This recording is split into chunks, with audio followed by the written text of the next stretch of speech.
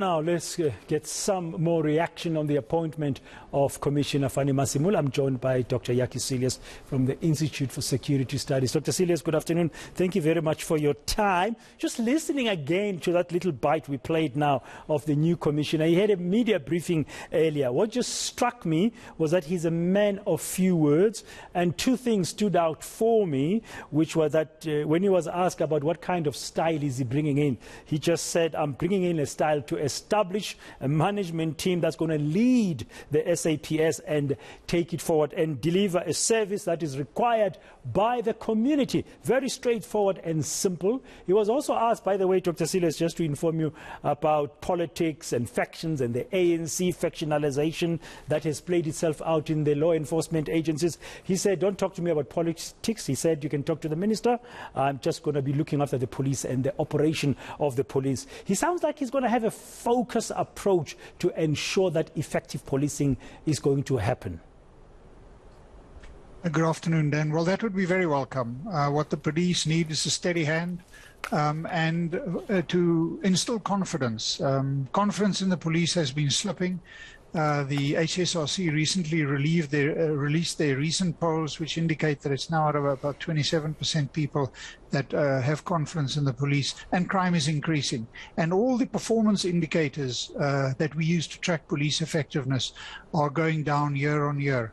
So it's a very welcome appointment. He's, by all indications, a competent, well-qualified person. We particularly appreciate the fact that the President went a long way in having appointing a panel chaired by Sidney Mufamadi, who interviewed the candidates and then made a recommendation to the President.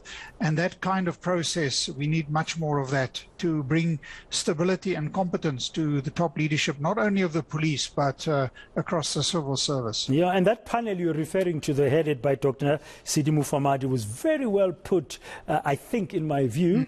I'm not a policing expert, but the fact that you included somebody like a former police commissioner, George Fivers, on it, speaks volumes.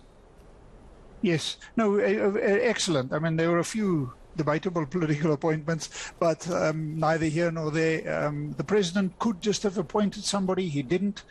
They set out clear criteria. He listed, I think, 8 of those criteria. He put together this panel and went through this with remarkable speed, so we can bring stability. Now we need to provide the National Commissioner, Masemola, with all the support and the space that he can undertake to bring stability to the police. The police doesn't have a money problem, but they have a huge management and stability challenge in terms of fixing many, many elements that mean that South Africans have lost confidence in the police. Yeah, and he mentioned that issue of capacitating the police and also that they're going to be training more recruits. I think there's about 10,000 of them currently, and they'll be using facilities, he said, also thankfully offered by the Defence Force. And the refresher training is very important in that. But the issue of training, I mean, we saw the glaring gaps last July in terms of the lack of capacity when it comes to public order policing, for example. What we have in South Africa is we have quite a lot of police, but we have gone for quantity and not for quality. While we often consider visible policing a measure of policing effectiveness, it's not. What measures police effectiveness is primarily detective work and prosecution work and the ability to service the public. And we have a very top-heavy, bloated police structure. Certain departments like VIP protection have been having budget increases year on year.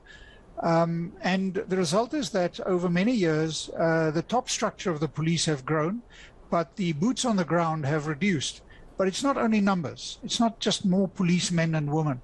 It is having competent, well-qualified policemen and women who go where the problems are.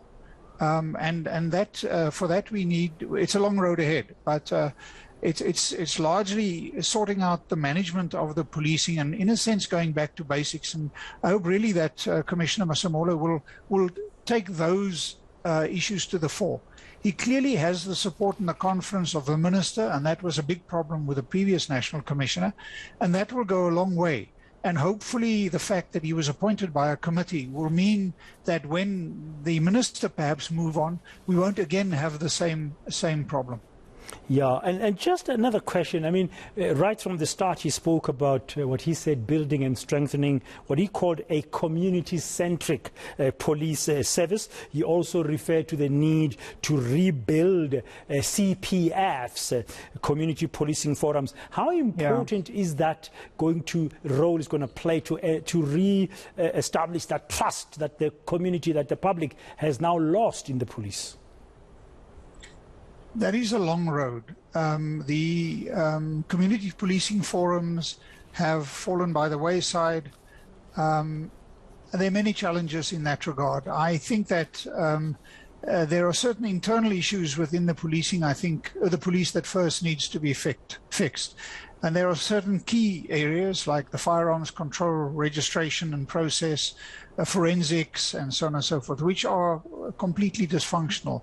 And then the focus should be on getting detectives and so on, right? So I think the community policing forums will only really gain traction if there is a clear indication to the public that the central policing function is re-established and is functioning as it should be.